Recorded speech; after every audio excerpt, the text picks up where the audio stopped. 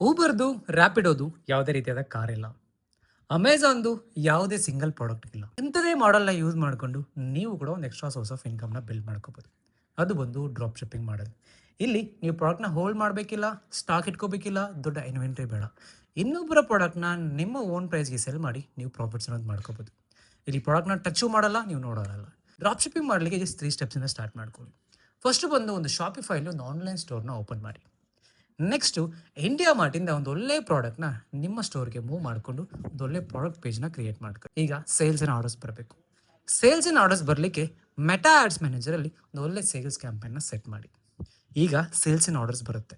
ಬಂದಿದ್ದ ಆರ್ಡರ್‌ನ ಡೈರೆಕ್ಟಾಗಿ ಇಂಡಿಯಾ ಮಾರ್ಟ್ ಸಪ್ಲೈಯರ್‌ಗೆ ತಲುಪಿಸಿ. ಅವರು ಪ್ಯಾಕ್ ಮಾಡಿ ಶಿಪ್ ರಾಕೆಟ್ ಮುಖಾಂತರ ಕಸ್ಟಮರ್‌ಗೆ ಡೆಲಿವರ್ ಮಾಡ್ತಾರೆ. ಇಲ್ಲಿ ನಿಮ್ಮ ಪ್ರಾಫಿಟ್‌ನ ನೀವು ತಗೋಬೋದು. ಇಲ್ಲಿ ಪ್ರಾಡಕ್ಟ್‌ನ ಟಚ್ಚು ಮಾಡಲಿಲ್ಲ, ಪ್ರಾಡಕ್ಟ್‌ನ ಡೈರೆಕ್ಟಾಗಿ ನೋಡಲಿಲ್ಲ. ಇದನ್ನೇ ನಾವು ಡ್ರಾಪ್ ಶಿಪ್ಪಿಂಗ್ ಮಾಡಲ್ ಅಂತೀವಿ. ನಿಮಗೇನಾದರೂ ಡ್ರಾಪ್ ಶಿಪ್ಪಿಂಗ್ ಮಾಡೋ ಬಗ್ಗೆ ಕಂಪ್ಲೀಟಾಗಿ ಡೀಟೇಲ್ಸ್ ಬೇಕಂದರೆ ಕಮೆಂಟ್ ದಿ ವರ್ಡ್ ಗೈಡ್. ನಾನು ಪರ್ಸನಲ್ ಆಗಿ ಡೀಟೇಲ್ಸ್ ಶೇರ್ ಮಾಡ್ತೀನಿ ಸೊ ದ್ಯಾಟ್ ನೀವು ಕೂಡ ಇಂಥ ಮಾಡಲ್ನ ಸ್ಟಾರ್ಟ್ ಮಾಡ್ಕೋಬೋದು to build extra source of income. Thank you so much.